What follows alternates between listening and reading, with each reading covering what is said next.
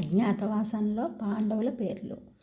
పాండవులు అజ్ఞాతవాసంలో విరాటరాజు కొలువులో ఉన్నారు. వారు రహస్యంగా ఉండడం కోసం ఈ విధంగా వారు పేర్లు పెట్టుకున్నారు. పాండవులు అజ్ఞాతవాసంలో ఉండగా తమ రహస్య వ్యవహారానికి అనుకూలంగా జయుడు, జయంతుడు, విజయుడు, జయత్సేనుడు, జయద్భలుడు అని క్రమంగా 5 పేర్లు సంకేతించుకున్నారు.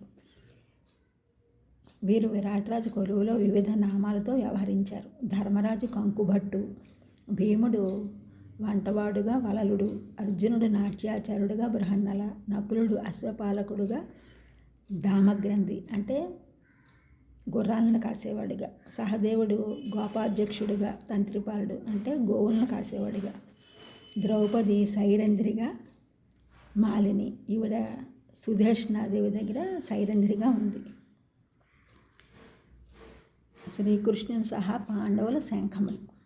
శ్రీకృష్ణుని శంఖము పాంచజన్యము, అర్జునుని శంఖము దేవదత్తము, ధర్మరాజు శంఖము అనంత విజయము, భీముని శంఖము పౌండ్రము, నకులుని శంఖము సుఘోష, సహదేవుని శంఖము మణిపుష్పకము. ఈ విధంగా వారి శంఖముల పేర్లు ఉన్నాయి. ఈ ఛానల్ చూసిన వారందరూ కూడా సబ్స్క్రైబ్ చేయండి, షేర్ చేయండి, లైక్ చేయండి, కామెంట్ చేయండి. సబ్స్క్రైబ్ చేసిన వారందరికీ కూడా కృతజ్ఞతలు. షేర్ చేసిన వారు, లైక్ చేసిన వారు, కామెంట్ చేసిన వారందరికీ కూడా ధన్యవాదములు.